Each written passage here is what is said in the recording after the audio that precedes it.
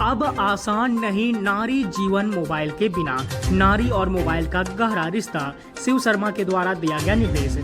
इचाक में वर्तमान की नारी जीवन की कहानी शिव शंकर शर्मा अपनी कलम से प्रकट करता हूँ। माफ करता हूँ, थोड़ा हास्य व्यंग तो कर लिए, लेकिन कुछ हकीकत को भी पर्दाफाश करना जरूरी है।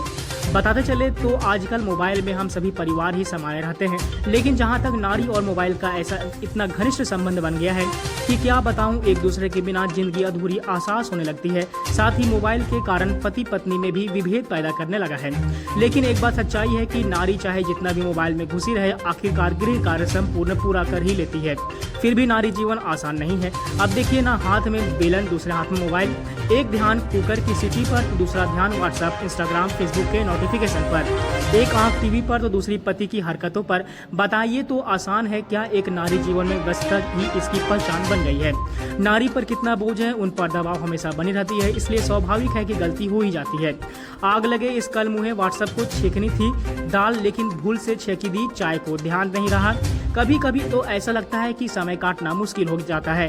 एक सच्चाई बताता हूँ, मैं एक दोस्त के घर गया था। इस बीच अपने धर्मपत्नी से पूछा कहाँ जा रही हो। पत्नी ने तपाक से कहा कि देखना नहीं, नहाने जा रही हूँ।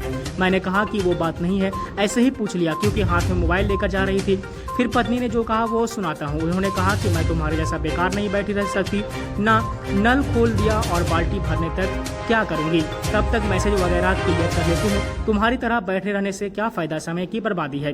तब मैं यह सोचने पर विवश हो गया कि वास्तव में नारी जीवन उतना आसान भी नहीं है जितना लोग समझते हैं। हंसना मरा नहीं है, हंसी मजाक लगे तो हंसिए और मुझे भी एहसास कराइए कि अच्छा है।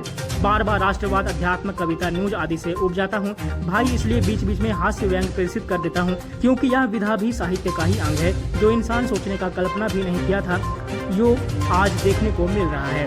उक्त बातें शिव शंकर शर्मा के द्वारा शुक्रवार शाम 5 बजे कही गई।